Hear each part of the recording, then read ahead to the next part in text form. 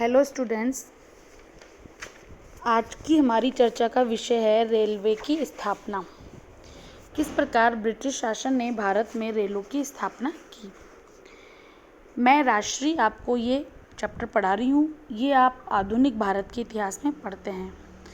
Railway की स्थापना किन उद्देश्यों के लिए की गई, उनसे किस प्रकार भारतीयों को थोड़ा लाभ भी हुआ तो उससे ज़्यादा कहीं नुकसान भी हुआ, और ज़्यादा फ़ायदा किसको हुआ, ब्रिटिश सरकार को हुआ।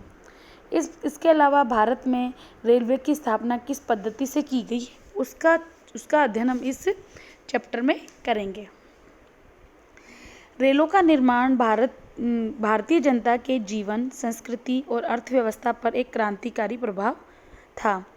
रेलों की स्थापना से पूर्व अंग्रेज यथार्थ में न भारतीय जीवन में प्रवेश पा सके थे और न ही भारत को विश्व मंडी के साथ जोड़ सके थे।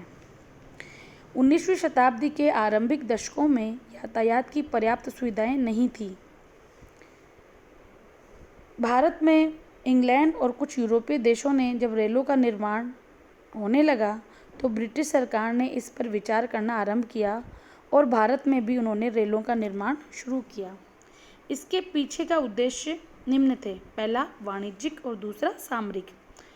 हम बात करेंगे कि किस प्रकार भारत में निर्माण रेलों का किया गया। इसकी जो पद्धति अपनाई गई वो प्रतिभूति या गारंटी पद्धति थी।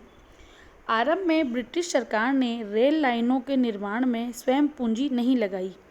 उन्होंने ये माना कि इंग्लैंड के पूंजीपति भारत में रेल निर्माण के आरंभिक काल में काफ़ी धन खर्च करेंगे तथा सरकार को उतना लाभ भी नहीं मिलेगा जितना कि धन को अन्य कार्यों में लगाने से मिलता है। सरकार के ब्रिटेन के पूंजीपतियों से गारंटी पर यह कार्य कराने का संकल्प किया। सरकार को यह ज्ञात था कि इंग्लैंड के पूंजीपति लाभ की गारंटी देने पर ही भारत में रेल निर्माण में पूंजी लगाने के लिए तैयार होंगे। इसीलिए गारंटी में उन्हें निम्न शर्तें दी गई। पहली जो शर्त थी वो थी कि कंपनियों को रेल निर्माण के लिए 99 वर्ष के पट्टे पर भूमि निःशुल्क दी जाएगी। दूसरा, कंपनियों को उनके द्वारा नियोजित पूंजी पर 99 वर्ष की अवधि तक 5% वार्षिक सूद की गारंटी दी जाएगी। तीसरा, गारंटी शुदा ब्याज के अधिक लाभ कंपनियों एवं सरकार के मध्य आधा आधा बांट दिया जाएगा। कर्मचारियों को नियुक्ति के अतिरिक्त सभी मामलों, किरायों व भाड़ों की दरों का निर्धारण व निरीक्षण का अधिकार सरकार का होगा।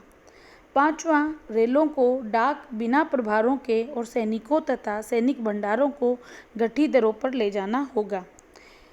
अगला जो था वो था 99 वर्षों के उपरांत रेल कंपनियां बिना किसी प्रकार की क्षतिपूर्ति के रेलें सरकार को सौंप देंगी। सरकार केवल मशीनों, संयंत्रों तथा रेलगाड़ी के डिब्बों का मूल्य चुकाएगी। अगला था विनिमय की दर 22 पैसे प्रति रुपया रखी गई। आठवां, 25 अथवा 50 वर्षों के बाद सरकार रेलों का मुआवजा देकर उन्हें अपने अधिकार में ले सकेगी। नवा था कि रेलवे कंपनियां किसी भी समय 6 महीने की चेतावनी देने पर रेलवे व्यवसाय को ईस्ट इंडिया कंपनी को सौंप सकेंगी और अपने द्वारा निवेशित मूल पूंजी की वसूली मांग सकेंगी। इस प्रकार इन शर्तों के आधार पर जो ब्रिटिश पूंजीपति थे उनको रेलवे में पैसा निवेश करने के लिए कहा गया। इस प्रकार हम देखते हैं कि उन्हें अनेक सुविधाएं दी गई। आरंभ में रेल लाइनों के निर्माण की गति बहुत धीमी थी। 1853 में 21 मील रेलवे लाइन का सर्वप्रथम निर्माण हुआ। 1858 तक यातायात के लिए 288 मील लंबी रेल लाइनें खोली गई। तो 1865 के आसपास सरकार को गारंटी पद्धति खलने लगी क्योंकि ये आर्थिक दृष्टि से बहुत बोझिल सिद्ध हुई। अब गारंटी पद्धति के जो दोष थे वो क्या क्या थे? वो थे, पहला, ब्याज की गारंटी मिल जाने के कारण ब्रिटिश कंपनियों ने अंधाधुंध धन का व्यय किया जिससे लागत बहुत बढ़ गई। भारत में एक भूतपूर्व वित्त सचिव W.N. मैसी ने 1872 में कहा कि जब तक अंग्रेज पूंजीपतियों को भारत के राजस्व में से 5% ब्याज की प्रतिभूति प्राप्त थी, तब तक उनकी बला से चाहे उधार दी गई धनराशि हुगली नदी में फंस जाए अथवा ईंट गारा बनाने में ली जाए, उन्हें इसकी कोई चिंता नहीं थी। इस पद्धति में मितव्ययता का अभाव था। लॉर्ड डलहौजी ने जहां प्रति मील रेल पथ के निर्माण का औसत व्यय 8,000 पाउंड आका था, वहां लगभग 18,000 पाउंड प्रति मील खर्च किया गया। दूसरा ये था कि रेल निर्माण का कार्य बहुत धीमी गति से हुआ। तीसरा, गारंटी पर दिए गए ब्याज को इंग्लैंड की मुद्रा यानी पाउंड में अदा करना पड़ता था, जिससे सरकार का विनिमय खर्च बढ़ जाता था। इसलिए 1869 में सरकार ने गारंटी पद्धति को त्याग दिया। लेकिन रेल निर्माण की नीति में ये परिवर्तन ऐसे समय में हुआ जबकि सरकार पर भारी वित्तीय बोझ था। 1880 के अकाल आयोग ने यह सिफारिश की कि दुर्भिक्षों से बचने के लिए शीघ्र ही रेल लाइनें 1800 मील की वृद्धि की जानी चाहिए, किंतु 1882 में सरकार ने रेलवे लाइनों के निर्माण का कार्य पुनः निजी कंपनियों को सौंप दिया। इसके कई कारण भी थे। अब हम बात करेंगे कि जो नवीन गारंटी पद्धति थी उसके काल में रेलवे का निर्माण तीव्र गति से हुआ और 1906 तक रेलवे पूंजी पर 6% तक शुद्ध लाभ कमाने लायक बन गई। अब हम बात करेंगे रेलवे का प्रभाव की कि रेलवे से क्या क्या प्रभाव पड़ा। ब्रिटिश दृष्टिकोण के अनुसार देश पर रेलों का प्रभाव पूर्णतः सुखद ही रहा। प्रारंभ से ही रेलों के तेज गति से विकास की वकालत करते हुए ब्रिटिश अधिकारियों ने कहा कि रेलों से देश की दरिद्रता और दुर्भिक्ष के उन्मूलन में सहायता मिलेगी, किंतु संभावना तथा यथार्थ में अंतर था। यथार्थ में रेलों का निम्नलिखित प्रभाव पड़े। पहला, औद्योगिक गतिविधि को क्षति पहुंची। औद्योगिक क्रांति के अभाव में परिवहन क्रांति ने भारत के वर्तमान भार वहन उद्योग को नष्ट कर दिया। इंग्लैंड के सस्ते मशीनी उत्पादों ने भारतीय हस्तशिल्प को क्या कर दिया, एक तरह से नष्ट कर दिया और इन उद्योगों का बिल्कुल अंत ही हो गया। भारत का धीरे धीरे ग्रामीणीकरण होता गया और वो ब्रिटेन के अन्न उगाने वाली बस्ती में बदल गया। N.G. रानाडे ने कहा है कि रेलों ने अनेक क्षेत्रों में भारत की यूरोप के साथ निराशाजनक प्रतियोगिता उत्पन्न कर दी, स्थानीय देशी उद्योगों को नष्ट कर दिया और कृषि पर लोगों की निर्भरता बढ़ाकर उन्हें पहले से भी अधिक असहाय बना दिया। G.S. अय्यर ने कहा है कि इस देश के रेल पथ के प्रत्येक अतिरिक्त मील का निर्माण देश के किसी न किसी उद्योग के कफन के एक नई कील है। लाभ केवल ब्रिटिश उत्पादकों को हुआ। रेल पथों का निर्माण स्वदेशी उद्योगों के विनाश की एक अपरिहार्य प्रक्रिया नहीं है।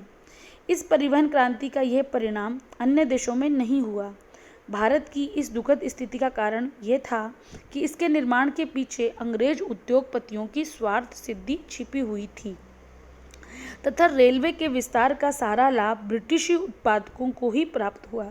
रेल निर्माण के लिए एक कील से लेकर भारी मालवाहक डब्बों की खरीदारी केवल इंग्लैंड के बाजारों से की गई और इसके लिए इसका लाभ भी कहाँ हुआ, इंग्लैंड के उत्पादकों के ही हुआ। दूसरा प्रमुख प्रभाव जो पड़ा वो था कि देश से धन की निकासी में बढ़ोतरी हुई। रेलवे का निर्माण विदेशी पूंजी से किया गया था और इसका प्रशासन भी विदेशी कर्मचारियों के हाथों में ही था। इसके परिणाम स्वरूप भारत द्वारा ब्याज के रूप में, लाभ के रूप में और यूरोपीय कर्मचारियों के वेतन के रूप में अत्यधिक धन कहाँ भेजाने लगा, इंग्लैंड भेजा गया। 1876 में दादा भाई नौरोजी ने कहा कि रेलों का स्वाभाविक लाभ हमें पहुंचना चाहिए, अन्यथा एक भूखे व्यक्ति के सामने बढ़िया खाने के आनंद की चर्चा करना व्यर्थ है। एक महत्वपूर्ण प्रभाव जो हुआ वो था अनाज का निर्यात। रेलें अनाज के निर्यात को सुविधाजनक बनाकर देश में सामान्य काल में भी अनाज की कमी की स्थिति उत्पन्न कर रही थी तथा अतिरिक्त अनाज के भंडारों से देश के शून्य करके प्राय आने वाले दुर्भिक्षों का आसान शिकार बना रही थी। अंग्रेजों ने ये दावा किया था कि रेलों के प्रसार से अनाज के पुनः वितरण द्वारा दुर्भिक्षों की तीव्रता को कम किया जा सकेगा, लेकिन हुआ उसके ठीक विपरीत। एक जो महत्वपूर्ण नकारात्मक प्रभाव वो था कि अंग्रेजों की भेदभावपूर्ण कर नीति। 1888 में आयात निर्यात को प्रोत्साहन देने वाली कर नीति के बारे में जीवी जोशी ने कहा है कि भारतीय रेल पथों पर सामान ढुलाई की दर बहुत ही नीची थी और यही कारण है कि उसमें कोई लाभ नहीं हो पाता। इस ढुलाई दर की एक और विसंगति यह थी कि लंबी दूरी के लिए ढुलाई की दर कम थी और छोटी दूरी के लिए अधिक थी। उदाहरण के लिए कानपुर में अहमदाबाद सामान पहुंचाने में ज़्यादा खर्च आता बजाय कलकत्ता से अहमदाबाद पहुंचाने में। ऐसा जानबूझकर किया गया ताकि स्वदेशी उद्योगों को बढ़ावा न मिल सके। अंतिम जो महत्वपूर्ण प्रभाव हम करेंगे वो होता है कि इससे भारतीय कृषकों के हितों की उपेक्षा हुई। रेलवे के निर्माण के लिए भारत सरकार को काफ़ी धन खर्च करना पड़ा, अतः सरकार ने सिंचाई के कार्यों पर कम धन खर्च किया। 1900 तक रेलवे के निर्माण पर 23 करोड़ पाउंड खर्च किए गए, जबकि सिंचाई पर केवल 2.5 करोड़ पाउंड ही खर्च हुए। भारतीय अर्थव्यवस्था पर रेलों के वास्तविक प्रभाव की जांच से यही विदित होता है कि अधिकारियों द्वारा पहले से ढिलाई दर, आशाओं और उपेक्षाओं के विरुद्ध रेलें पूर्ण वरदान नहीं थी और भारतीय अर्थव्यवस्था के संतुलन पर उनका प्रभाव निषेधात्मक पड़ा। रेलों से जो कुछ भी लाभ उपलब्ध हुए वे सारे के सारे विदेशी व्यापारियों ने हड़प लिए, अतः रेलें जो समृद्धिप्रद हो सकती थी वो भारत के लिए क्या हो गई, एक संकट बन गई। अतः हम कह सकते हैं कि जो रेलें थी वो भारतीयों की अपेक्षा ब्रिटिश सरकार ने अपने लाभ के लिए बनाई थी और इसमें उनको भी लाभ पहुंचा, लेकिन कुछ लाभ भारतीयों को भी पहुंचा, उसकी हम उपेक्षा नहीं कर सकते। इसी के साथ ये टॉपिक ख़त्म होता है। धन्यवाद।